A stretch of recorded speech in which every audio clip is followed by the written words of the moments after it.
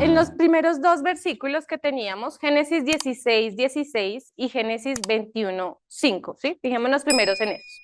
Ahí nos dice en Génesis 16, 16 que Abraham tenía 86 años cuando Agar dio luz a Ismael, ¿sí? 86 años tenía Abraham.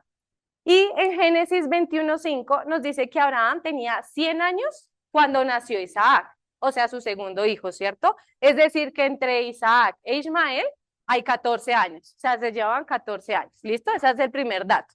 Ahora, nos vamos a fijar en Génesis 25, 26. Y ahí nos dice que Isaac, bueno, ahí ustedes me lo van a leer, pero dice que Isaac tenía 60 años cuando Rebeca dio a luz a Jacob y a Esaú, ¿cierto? Él tenía 60 años. Es decir, que si Isaac e Ismael se llevaban 14 años, en ese momento, cuando Rebeca dio a luz a Esaú y a Jacob, Ismael tenía 74 años e Isaac 60, ¿cierto? Ahí vamos bien, ¿sí? Bien, listo. Ahora la final. Y es en Génesis 25, 17, que nos dice que Ismael murió a los 137 años, ¿cierto? Entonces vamos a tomar, y ahí era la parte como un poquito más difícil, pues tomamos la edad de Ismael y le restamos, y bueno, ojo, porque ahí es importante la premisa que les di, ¿no?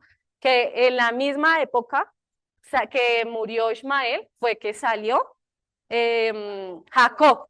Entonces, si decimos que Ismael murió a los 137 años, pues lo que vamos a hacer es restarle los 74 años que habíamos sumado, bueno, obtenido, para determinar más o menos la edad que tenía Jacob cuando salió de la casa de sus padres, ¿sí? Y pues eso nos da 63, ¿sí? Entonces, eh, ay, Julio dijo, muy bien, Julio. 63 años. Muy bien. Entonces, este ejercicio era para activarnos, para pensar y para darnos cuenta que en la Biblia o en la Torá, así hay muchos datos que no se dan, ¿no? Hay muchos datos con los que uno no tiene, pero pues hay otros que sí tenemos, ¿no? Y se pueden llegar o se pueden aproximar a esa información que no nos da, ¿sí? Y acá es algo que, bueno, digamos que también me encontré que hacen los estudiosos otro análisis de la forma contraria. Nosotros lo hicimos de forma, digámoslo así, como ascendente hacia adelante, pero ellos lo hacen de forma mirando de adelante hacia atrás. Entonces toman la edad que, bueno, los años que tenía Jacob cuando llegó a Egipto y empiezan a retroceder y a mirar y dicen, no, más o menos, y para la época entonces que José estuvo en Egipto y fue rey, y entonces si descontamos, empiezan así a devolverse y dicen, no, Jacob tenía más o menos, y ellos llegan ahí, si mal no recuerdo, como a 75, 77 años, ¿sí? Entonces, por eso les decía que es como un aproximado, lo hicimos de forma hacia adelante, digamos, ¿sí? Acá lo interesante es que Jacob salió cuando tenía 63 años y salió, en este caso, porque sus padres fueron los que le dijeron, vete a la casa de Labán, a la casa del hermano de tu mamá. Y esto nos muestra algo. Un hombre ya de 63 años, esto nos habla de la honra y el respeto que él les tenía a esa edad aún así, a sus padres y cómo les obedecía, pues ya a esa edad, ¿no? Igual, cosa que pues ahorita no se ve mucho. Pero es una bonita reflexión. ¿Listo? Entonces ya entrando un poquito como en materia, eh, vamos a empezar a hablar bueno, vamos a continuar hablando de la parasha. ¿Listo? Entonces, en esta parasha, yo no sé si a ustedes les pasó de pronto como a mí, pero yo cuando la leí, a mí me acordó muchísimo a una parasha que hace poco leíamos y estudiábamos. O sea, yo cuando la leí, yo dije, esto me llevó allá, o sea, yo dije, esto es casi lo mismo, estamos hablando casi de la misma manera que habíamos leído en una parasha anterior, hace poco. No, solamente me pasó a mí. Es la parasha Lech Lecha, me llevó a la parashá Lech Lecha. Ambas parashá nos hablan de salir. Lech Lecha es vete de ti o vete para ti, y esta parashá Vayetze significa y salió o y se fue, ¿sí? Hablan de irse, ¿sí? Y en ambas, el patriarca sale de la tierra, ¿sí? En la primera, en Leg Lejá, el Eterno es el que le dice a Abraham que se vaya de su tierra y de su parentela, ¿sí? En este caso, son los padres de Jacob los que le dicen, vete, ¿sí? Vete a la casa de donde estaban mis antepasados, mis padres, ¿sí? Y es curioso, pero en ambas parashá me puse a revisarlas ya un poquito más detenidamente, y después de que el Eterno les dice que vayan, que salgan, es cuando el Eterno les da la promesa a cada uno. O sea, solamente después de eso es cuando el Eterno da la promesa. En la parashá del Lech Lejá, apenas Abraham sale de la tierra, el Eterno le da la promesa, ¿sí? Y bueno, acá la tengo, bueno, no la tengo acá ahorita, pero ahí es donde les da la promesa. Si quieren pueden ir ahí a revisar. Génesis más o menos 13, creo que es la parashá. Esperen un segundo y lo reviso. Eh, Génesis 12:3. Entonces, en Génesis 12:3 es donde el Eterno empieza a darle la promesa a Abraham, ¿sí? Cuando empieza a hablar con él. Y en esta parashá que estamos ahorita estudiando, es cuando el Eterno habla primeramente a Jacob, porque no se ve que antes haya hablado con él. Se habla de Isaac, de Rebeca, de Ismael, pero no se habla que el Eterno haya hablado a alguno, sino hasta esta. O sea, hasta esta, el Eterno habla con Jacob y lo hace por medio de un sueño, ¿sí? Y después, inmediatamente no, dentro del sueño, cuando Jacob ve la escalera, es cuando el Eterno da la promesa a Jacob. O sea, en ambas parashá se van y en ambas parashá el Eterno da la promesa. Y algo que pues me sonó mucho es eso, es que ambas parashá hablan o tienen el mensaje de fondo de salir. Y acá no es solamente un salir físico, sino se habla de un salir más interno, más personal y un salir de nosotros mismos. Ese es el mensaje que hay, digamos, de por sí, por dentro de esta Betty, ¿sí? Y es eso, es como salir de esa zona de confort. Uno cuando está en la casa de los papás está cómodo, está tranquilo, está bien, o en su entorno, ¿no? En su barrio, uno ya conoce dónde queda cada cosa. Cuando uno se va, empieza a salir de esa zona de confort, empieza a tomar decisiones, ¿sí? De hecho, esta semana, sin querer, estaba escuchando una entrevista que le hacían a una doctora española y ella decía la importancia que es que los papás permitan que los hijos tengan autonomía para tomar decisiones, porque eso hace que el cerebro se desarrolle, que el cerebro empiece a evolucionar, ¿sí? Entonces, cuando los hijos se quedan, ya tienen muchos años viviendo en la casa, lo que están haciendo es limitar, ella lo hablaba desde la ciencia claramente, limitar el cerebro de sus hijos, porque no les permiten tomar decisión. El hecho de salir de la casa de los papás, físicamente hablando, tiene muchas ventajas y acá lo veía, me acordé de esto. Entonces, ambos salieron de la casa de los papás. Y acá hay algo que me sonó muchísimo después de ver estas dos cosas, y es que tanto en Negleja como en esta parashá son las únicas dos veces que se habla en Bereshit o en Génesis del diezmo. Si ustedes se dan cuenta, en Lech Lejá, después de que se da la promesa, y bueno, pasan otras cosas con Lot y demás, llegamos al versículo de Génesis 14 al, al 14:20. Ahí está. Voy a leerlo desde el 7, desde el 17. Y dice lo siguiente. Cuando volvía de la derrota de Kedorlaomer y de los reyes que con él estaban, salió el rey de Sodoma a recibirlo al valle de Sabe, que es el valle del rey.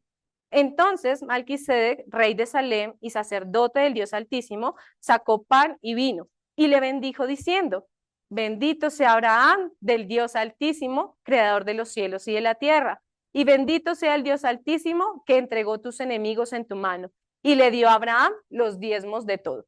Esa es la primera vez que leemos en la palabra que se habla de diezmo. Es en Leglejá. Y lo da Abraham, ¿sí? Y curiosamente, yo cuando leía esta parashá, Vayetse, Jacob vuelve a hablar del diezmo. Y es en el versículo 28, 22. Y dice lo siguiente, y esta piedra que he puesto por señal será casa de Dios, y de todo lo que me dieres, el diezmo apartaré para ti. Y es justamente después de dar la promesa y bueno, de que pasan ciertas cosas que ellos entregan el diezmo, que se habla de esto. A mí me causó mucha curiosidad y me puse a pensar qué tiene que ver con salir, o sea, qué tiene que ver con el concepto o el mensaje que hay de fondo, de salir. Y bueno, quiero compartirles una parte de esto, y es que cuando nosotros salimos de nosotros mismos, de lo que creemos y confiamos que el Eterno es el que nos guía y que vamos a dejarnos llevar por su voluntad, una de las cosas de las que sí o sí debemos salir es del materialismo, ¿sí? Entonces, y muy curioso que José esta mañana tocara el versículo, porque era algo que, no sé, que me sonó mucho a mí, el tema del diezmo ahí. Entonces, bueno, cuando, cuando nosotros vemos esta para allá, acá hay un sueño, y en ese sueño hay una escalera, ¿sí? Y hay un mensaje, digamos, bueno, eso se ha estudiado mucho, hay muchas, sí, estudios que se han hecho de esta escalera y de lo que puede significar o de lo que significa, ¿sí? Voy a compartir con ustedes, digamos, con respecto al tema acá que estamos viendo del materialismo, algo que me parece importante, y es la escalera en hebreo se dice sulam, así como suena, con S y con M al final, sulam, ¿sí? Y en en esta parte, en este versículo donde se menciona la escalera, hay algo interesante, y es que en la palabra o en la Torá está escrita sin la Bab, ¿sí? En Génesis está escrita sin Bab, pero generalmente escalera se escribe así, con Bab. Entonces tenemos la Samek, Bab, la Met y Mem. Y pues como sabemos, cada una tiene, pues o significa o tiene un número, ¿no? Y acá hay algo interesante. Entonces, si nosotros vemos, si la leemos así, que es como está escrita ahí en esta parashá, en Leglejá, sin la Bab, tiene, o su suma, por gematría, su suma es 130, ¿sí?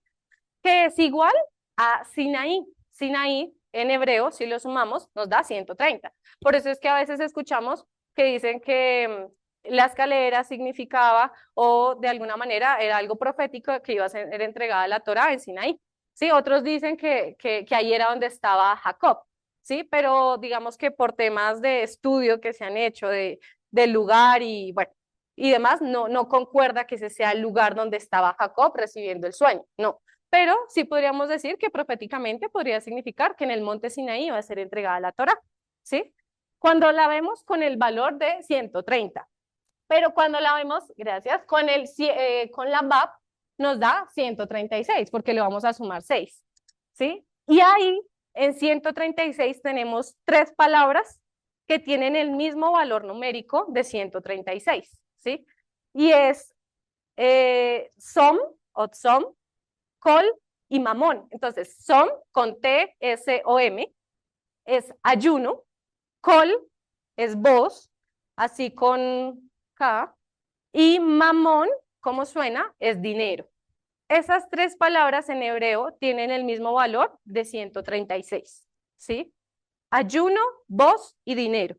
¿Listo? Entonces, esto acá, y ahí es donde quiero llevarlos con el tema que estábamos viendo ahorita, y es una escalera, en principio, lo que nos permite es subir a algún lado, ¿no? En principio esa es su función, llegar a algún lado, ¿sí? Y si vemos estas tres palabras como unos eslabones para ascender espiritualmente, ¿sí? Lo podemos ver de esa manera. Entonces vamos a necesitar ayuno, la voz hablando o refiriéndonos a la oración y el dinero, pero ¿y el dinero qué tiene que ver acá? Acá se refiere que con el dinero, y esto lo voy a leer textual, que lo encontré, me pareció muy bonito, dice que el dinero tiene la misma capacidad de elevar o de degradar a una persona, ¿sí? Entonces, estas tres palabras son herramientas que nos llevan a un proceso de negarnos a nosotros mismos, si lo queremos ver así, ¿sí? Entre esas, el tema que estamos hablando ahorita, y es el dinero. El dinero puede, si es mal usado, descendernos en la escalera, ¿sí? Y si lo usamos correctamente, nos ayuda a ascender. Y hay algo que quiero leerles que me pareció muy bonito y es que a veces nosotros no lo notamos. Y voy a leerlo textual. Esto lo tomé como de una página que hace artículos de perspectivas judías, ¿sí? Y el título que le dan a esta parte dice, el mundo material es la expresión de la espiritualidad, ¿sí? Y dice lo siguiente, una de las ideas que cambiaron mi vida cuando entré en contacto con la mentalidad judía fue pensar que si bien dependemos del mundo material, a cierto nivel, este en realidad es la expresión del mundo espiritual. Y esto lo vemos con la historia de Noé y Adán. En el primer caso, o sea, en el de Noé, el mundo es destruido por la inmoralidad de la generación de Noé y es reconstruido y salvado nuevamente por la integridad de Noé. Mientras que con Adán, el comer del árbol del conocimiento del bien y del mal, la muerte entra en el mundo y cambia la realidad material que lo rodeaba a él y a Eva. Entonces, según la perspectiva judía, en las dos historias, los cambios ocurren como como expresión de la relación que existe entre Dios y el hombre, ¿sí? Son reflejo de la espiritualidad humana. Y es importante verlo porque esta escalera nos habla, bueno, nos habla de muchas cosas, pero entre esas de un ascenso espiritual, ¿sí? Y a veces creemos que el dinero no tiene nada que ver, ¿sí? Y ahorita en este mundo en el que estamos, que se ha vuelto muy material, muy consumista, es fácil dejarse llevar por eso, ¿sí? Es fácil dejarse llevar por el dinero y a veces entre más tiene la gente, más quiere, ¿sí? Como que no se sacian. Y eso hace que alimentemos ese yo, ¿sí? Y la idea no es esa, la idea es empezar a morir a ese yo, a ese ego, a ese materialismo, ¿sí? Y empezar a salir de nosotros mismos. Ese es como, podría decirse, la comparación o viéndole un poco entre Bayetse y Legleja, el mensaje que de pronto podríamos encontrar en estas dos parashá, me pareció muy curioso. Ahora bien, y ya más enfocados en torno al significado de esta escalera, quiero compartir con ustedes cuatro significados. Cuatro significados que de la escalera o del sueño que tiene Jacob, ¿sí? Entonces, bueno, el primero es el siguiente y es que el Eterno lo sabe todo y todo proviene de él. Y bueno, vamos a decir, bueno, pero ¿por qué? ¿Qué tiene que ver el sueño de la escalera con que todo depende del Eterno, todo lo sabe, todo proviene de él? Y es que esta escalera nos demuestra, es la presencia del Eterno que está en constante en nuestras vidas, ¿sí? Aunque no la veamos, ¿sí? Él siempre está trabajando en nuestra vida para bien por medio de sus malaj o mensajeros. Esta escalera muestra que suben y bajan ángeles. Y ángel en hebreo es malaj, ¿sí? Que tiene pues varios significados, embajador, enviado, mediador, mensajero, ¿sí? Entonces, podríamos decir que una de las funciones que tienen los ángeles es cumplir con el propósito del Eterno en el mundo, ¿sí? Son los enviados del Eterno. Y ahí vemos que el Eterno tiene control sobre todo, ¿sí? Él envía sus malaj o malajim a la tierra, ¿sí? Y esto, si quieren, acompáñenme por favor a Hebreos 1:14. ¿Listo? Listo. Hebreos 1:14 dice lo siguiente. ¿No son todos espíritus ministradores enviados para servicio a favor de los que serán herederos de la salvación? Esta es una pregunta. Y acá, si vemos más adelante, iniciando el capítulo, acá el Eterno está hablando de los ángeles y está hablando de Yeshua, ¿sí? Y nos dice que Yeshua está por encima de los ángeles y nos habla de la función, puede decirse, de los ángeles, ¿sí? En este versículo. Nos habla que son espíritus ministradores. En esta otra versión que tengo, que es Palabra de Dios para Todos, dice que son espíritus al servicio de Dios, y son enviados para ayudar a los que recibirán la salvación. ¿Y quiénes van a recibir la salvación? Nosotros. O sea, son enviados para ayudarnos, ¿cierto? Entonces, eso es importante, importante que lo tengamos presente. También que en la palabra, en las escrituras, nos habla que las oraciones, nuestras oraciones, hacen que los ángeles del Eterno sean enviados, ¿sí? Y eso lo vamos a ver en Daniel 10:12, que hace poquito estudiamos Daniel. ¿Listo? Entonces Daniel 10:12 dice lo siguiente. Entonces me dijo, Daniel, no temas, porque desde el primer día que dispusiste tu corazón a entender y a humillarte en la presencia de tu Dios, fueron oídas tus palabras y a causa de tus palabras yo he venido. ¿Sí? En este momento es cuando Daniel ve a un ángel. Él está ahí en un río. Si mal no estoy, creo que sí, él está en un río, está junto al río y se acerca a un ángel. ¿Sí? Y nadie más lo ve. Él es el que tiene la visión, ¿no? Y nadie más lo ve. Y luego de eso, eh, es cuando el Eterno, es cuando este ángel, perdón, le dice, no temas, no te preocupes, porque él se paraliza. Dice que él se postró en tierra, que no tenía fuerzas, ¿sí? Ahí lo describe. Y él le dice, no temas. El ángel dice, no temas. Yo he venido porque tus palabras básicamente me llamaron, ¿sí? Fue tu oración la que me llamó. Entonces, eso es importante porque a veces no tenemos esa convicción a la hora de orar, ¿sí? No tenemos esa certeza de que, bueno, nosotros con nuestra oración podemos hacer muchas cosas, si el Eterno lo permite, por medio de sus malajim, de sus ángeles, ¿sí? Y esta escalera, donde se ven los ángeles subiendo y bajando, nos habla de eso, ¿sí? Y nos habla del control y de que todo el Eterno todo lo ve. Y él tiene sus mensajeros, ¿sí? Eh, por eso es importante que nosotros estemos orando, ¿sí? Para que el Eterno mueva a sus ángeles en nuestra vida y en la vida, pues, de cada uno de nosotros, de todos, ¿sí? Eso es la primera mensaje que podría dejarnos este sueño, esta escalera. El segundo es que el Eterno siempre estará con Israel. Y porque lo vemos. Y es que, si quieren, vamos a los versículos.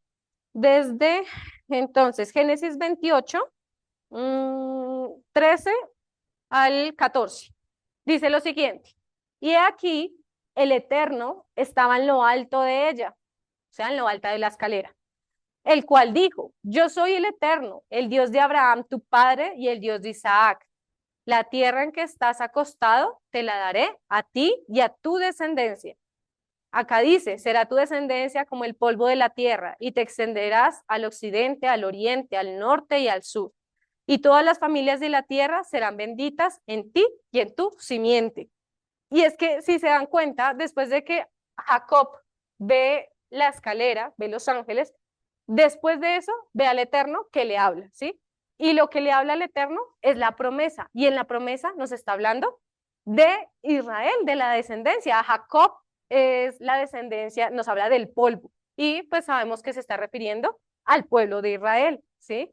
Y acá el Eterno le dice, bueno, en el versículo 15 le dice, he aquí, yo estoy contigo y te guardaré por donde quiera que fueres. Y volveré a traerte a esta tierra porque no te dejaré hasta que haya hecho lo que te he dicho. Y ahí le dice, y esa es la promesa para el pueblo, yo estaré contigo y te guardaré por donde quiera que fueres y te volveré a traer aquí, a esta tierra, ¿sí? Ahí el Eterno le confirma a Jacob que siempre estará con Israel, ¿sí?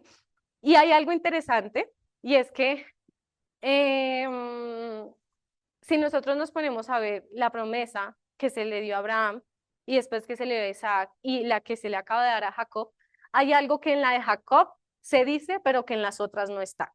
Y es que es esta parte, está en el versículo 15, y es, te guardaré por donde quiera que fueres. Cuando se la da a Abraham, no le dice eso. Cuando se la da a Isaac, tampoco le dice eso. Entonces, si quieren, veámoslo. Génesis 13, Génesis 13 del 15, del 15 al 16. Dice, porque toda la tierra que ves, la daré a ti y a tu descendencia para siempre. Y haré tu descendencia como el polvo de la tierra, que si alguno puede contar el polvo de la tierra, también tu descendencia será contada, ¿sí? Y bueno, y más adelante habla de las estrellas, ¿sí? Pero en ninguna, esa la habla en, se me perdió, en el 15, sí, es en el versículo 15, pero, verso 5, gracias. Dice, y ahí es cuando le dice, mira ahora los cielos y ahora cuenta las estrellas, si las puedes contar, y le dijo, así será tu descendencia. Sí, y creyó al Eterno y le fue contado por justicia. En ningún momento vemos que ahí dice que te guardaré por donde quiera que fueres. Ahí no le dice eso a Abraham.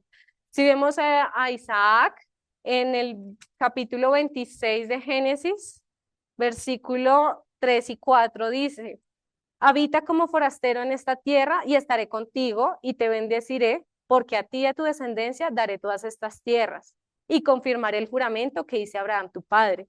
Multiplicaré tu descendencia como las estrellas del cielo y daré tu descendencia todas estas tierras y todas las naciones de la tierra serán benditas en tu simiente. Acá tampoco dice que te guardaré por donde quiera que vayas. ¿Sí? Esto se lo dice a Jacob, ¿sí? A Jacob es el que le dice en esta promesa, le dice, yo estoy contigo y te guardaré por donde quiera que fueres. Y acá es interesante y es que si nosotros entendemos que por medio de Jacob es dada la promesa al pueblo de Israel y que nosotros por medio de Yeshua hacemos parte del pueblo de Israel, también debemos tener en nuestro corazón que esa promesa está con nosotros, ¿sí? Que el Eterno está con nosotros y que nos guardará por donde quiera que vayamos, ¿sí? Listo, ese es el segundo mensaje que podemos encontrar de esta escalera. Ahora vamos para el tercero. Y es que esta escalera es una respuesta del Eterno a la torre de Babel, ¿sí? Y es bien curioso, pero tiene mucho sentido. Entonces acompáñenme a Génesis 11:4 y dice lo siguiente, ¿ya lo tenemos todos? Génesis 11:4. ¿Listo? Y dice lo siguiente, y dijeron, vamos, edifiquémonos una ciudad y una torre, cuya cúspide llegue al cielo, y hagámonos un nombre, por si fuéramos esparcidos sobre la faz de toda la tierra. ¿Sí? Acá importante de este versículo, cuya cúspide llegue al cielo. Tengan presente esta frase, digamos, en español. Y ahora vámonos a Génesis 28:2, que dice lo siguiente. ¿Me avisan cuando la tengan? Gracias. Dice, y soñó, y aquí una escalera que estaba apoyada en tierra, y su extremo tocaba en el cielo. Y aquí ángeles del Eterno que subían y descendían por ella. Y acá la frase es en el cielo. Si miramos estos dos versículos, en este de Génesis 28:12, bueno, en español son varias palabras, en el cielo, y en Génesis 11:4 sería llegue al cielo. En hebreo es la misma expresión, ¿sí? Es la misma expresión en la que se utiliza, llegue al cielo y en el cielo. Y acá, esto que nos da a entender, y es que en Génesis 11, cuando se dispusieron a crear la Torre de Babel, el hombre quiere demostrar que a su manera quiere hacer las cosas y llegar a Dios, ¿sí? Ellos querían armar una torre y alcanzar el cielo, ¿sí? Y acá el Eterno con la escalera le está demostrando al hombre que no es como él quiere, sino que él ya ha dispuesto cómo es, porque la escalera, y como lo vamos a ver ahorita, tiene otra representación y es la manera en que el Eterno conecta también con el hombre y no es por medio de una torre, ¿sí? No es por medio de lo que ellos querían hacer. Entonces, a veces, y este es como el mensaje, y es que nosotros muchas veces, o sí, varias veces queremos hacer las cosas a nuestra manera o como nosotros creemos que está bien, ¿sí? Como nosotros razonamos o como le vemos la lógica a las cosas. Pero muchas veces no es así. A veces no es como nosotros queramos. Es como el Eterno ha dispuesto y como el Eterno nos dice. Por eso está su palabra. Esta es la que mantiene la guía, la que nos da el camino. ¿Sí? Entonces, por eso esta escalera también es una respuesta a la Torre de Babel. Para decirle al hombre, no es así como llegas a mí. O sea, no es así. Y no es con tus fuerzas. porque yo ya lo dispuse desde el principio, cómo tú ibas a estar o te ibas a encontrar conmigo, ¿sí? Yo ya lo dispuse. Y es eso, nos habla del esfuerzo humano versus la voluntad y el poder del Eterno, que muchas veces nosotros no, no lo entendemos, ¿sí? Eh, y es importante un poco interiorizar. Y el cuarto y último, es que la escalera de Jacob, y esa es la que más de pronto hemos escuchado, y es que la escalera de Jacob es una referencia profética de Yeshua, ¿sí? Y esto lo veíamos, de hecho lo leía Isabela ahorita, en Juan 1:51, ¿sí?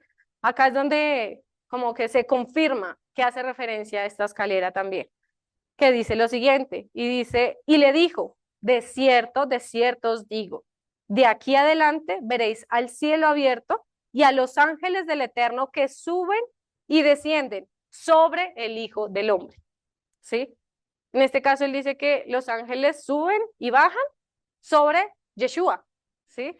Pero acá en el sueño de Jacob tenemos una escalera, por eso es que comparan la escalera con Yeshua, como una eh, eh, analogía, no sé, como una figura entre los dos, es Yeshua, ¿sí?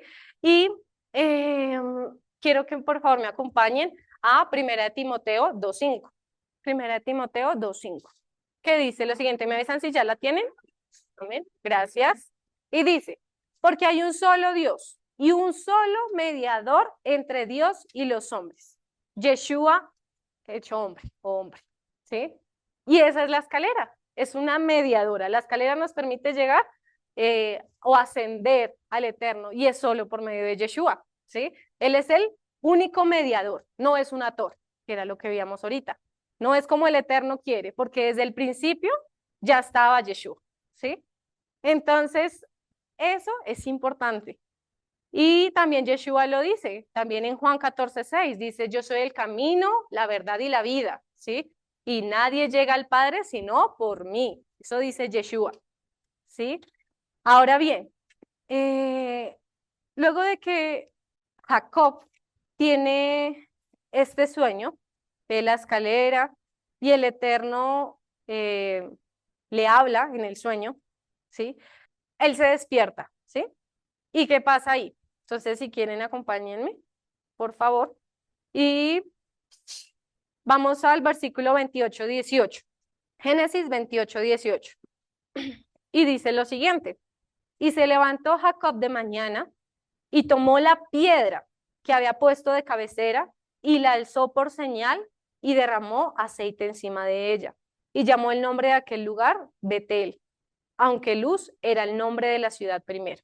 E hizo Jacob voto diciendo, si fuere Dios conmigo y me guardare en este viaje en que voy y me diere pan para comer y vestido para vestir, y si volviere en paz a casa de mi padre, el Eterno será mi Dios. Y esta piedra que he puesto por señal será casa del Eterno, y de todo lo que me dieres, el diezmo apartaré para ti.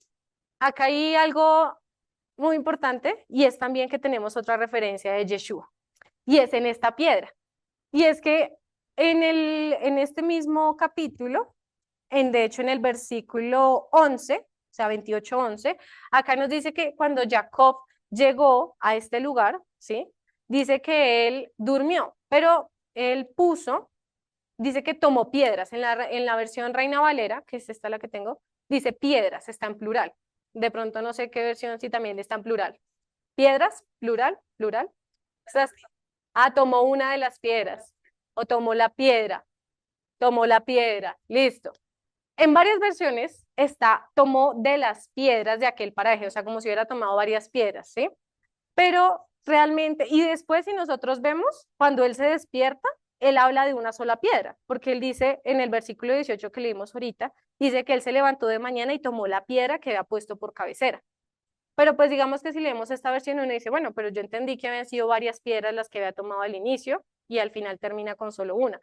Pues realmente no, no es así. Lo que pasa es que lo correcto es piedra, es solo una, ¿sí? Él tomó una piedra. En hebreo se utiliza la misma palabra para referirse a las dos, ¿no? Está en plural y es even, creo que se pronuncia así. ¿En qué versículo estás leyendo? Y alzó por señal, ah, bueno, sí, está ahí, está otra versión, pero acá se refiere a solo una, porque acá dice, y la alzó por señal, ¿sí?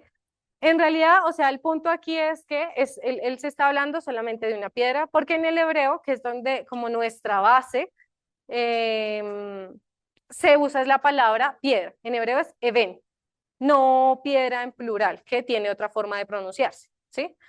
Entonces, partiendo de eso, esta piedra, si se dan cuenta cuando él se despierta, él la levanta y dice que le derrama aceite, o sea, la unge, ¿sí? Y esto tiene un mensaje, un trasfondo, un mensaje más profundo que eso, ¿sí? Entonces vamos a ver un poquito. Esta es la manera como se escribe padre en hebreo. Abba, ¿sí?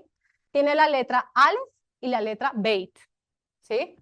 Y tenemos a este lado la forma como se escribe hijo en hebreo, o sea, ben, ¿sí? Tenemos la letra Beit y la letra Nun Sofit, creo que es esto. Eso, ¿sí es? Y ahora, como nosotros sabemos, antes se usaba el paleohebreo, ¿sí?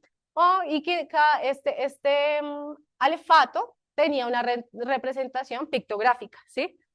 Entonces, para el caso de la letra Aleph, representa como la cabeza de un toro o de un buey, si se dan cuenta, ¿sí? Entonces significa buey, fuerza, en algunas también poder, acá líder, ¿sí? Y la letra Beit es como una casa, ¿sí? Si la ven la figura. Entonces, digamos que significa casa, adentro o tabernáculo. Acá de pronto, si la quieren ver, entonces esperen. Tenemos Aleph y tenemos la Beit. Entonces acá íbamos en casa, ¿sí? En esta, casa, tabernáculo. Y acá en hijo también tenemos la misma letra Beit, ¿sí? Que también, pues obviamente, casa, adentro o tabernáculo. Y Nun Sofit tiene como si fuera un espermatozoide, pareciera. Entonces, su significado es como semilla, pez, vida, en algunos descendencia o linaje, ¿sí? Eh, ¿Y qué pasa? Y es que si nosotros tomamos estas dos palabras, padre e hijo, y si se dan cuenta que tienen en común esta misma letra, Beit, si las unimos, nos va a formar una sola letra, ¿sí?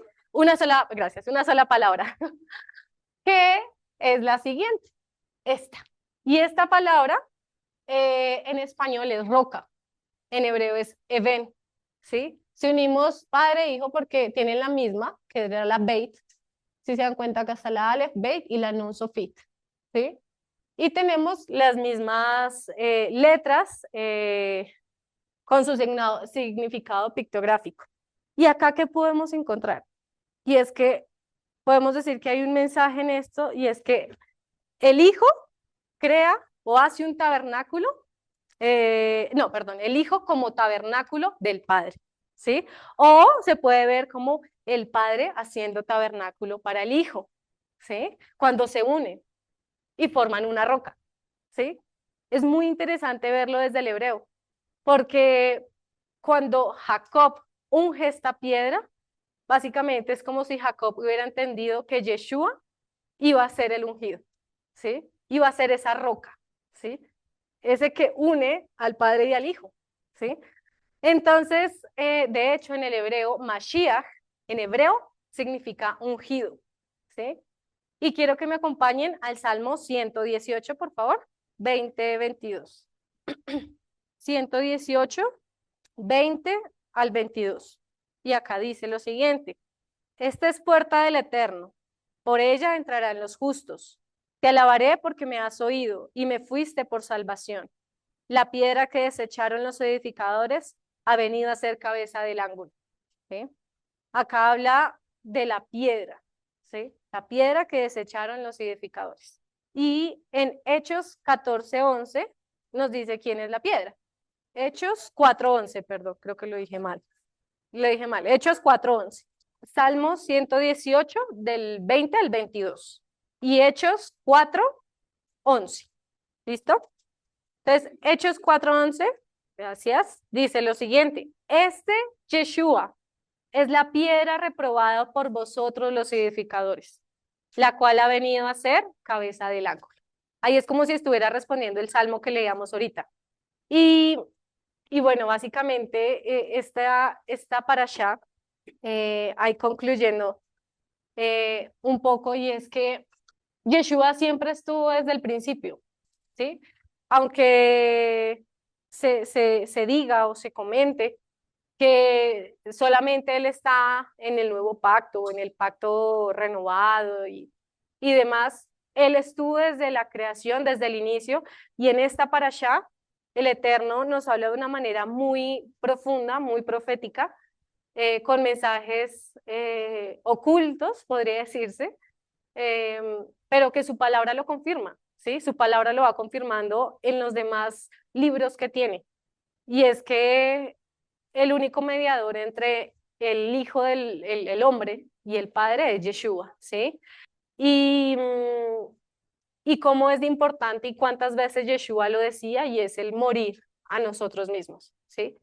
Yeshua lo menciona y nosotros lo leíamos. Y, y bueno, creo que nos deja como varios mensajes esta para allá. Espero que pues podamos saberlo, no sé, interiorizado. Hay muchas cosas ahí que a veces uno entiende, pero después qué hace falta y es disponer el corazón para hacerlo. Porque yo puedo entenderlo, pero hasta ahí, ¿no? Entonces es diferente. Y bueno, Padre de la Gloria, Señor, bendito es tu nombre. Gracias, gracias porque tú nos permites estudiar, tú nos permites tener la capacidad de entender, de leer, Padre, de escuchar, porque por medio de tu palabra es que nos acercamos más a ti, Señor. Gracias, gracias por esa palabra viva que nos diste, Señor. Gracias por Yeshua. Gracias porque Él nos ha mostrado cómo Él es el ejemplo, Él es la roca, Padre, Él es esa escalera que nos permite llegar a ti, Señor. Permite que tengamos ese corazón deseoso, ese corazón dispuesto a hacer vida la palabra, como lo hizo Yeshua. No solamente entenderla, no solamente estudiarla, sino que realmente toque nuestro corazón, toque nuestra vida, que tengamos esa decisión, ese carácter para poder cambiar y mejorar y seguir ascendiendo y seguir subiendo, Padre, en esos niveles, en esos lugares celestiales, Padre eterno. Permite, Señor, que siempre, siempre esté en nuestro corazón desearte más, buscarte más y que queramos buscar más tu presencia y rodearnos de tu presencia, Señor, estar allí contigo, Señor. Padre, gracias. Bendito es tu nombre, Señor. Gracias por lo que haces en nuestras vidas. Gracias por lo que permites, Señor. Alabado sea tu nombre, Señor. Amén y amén.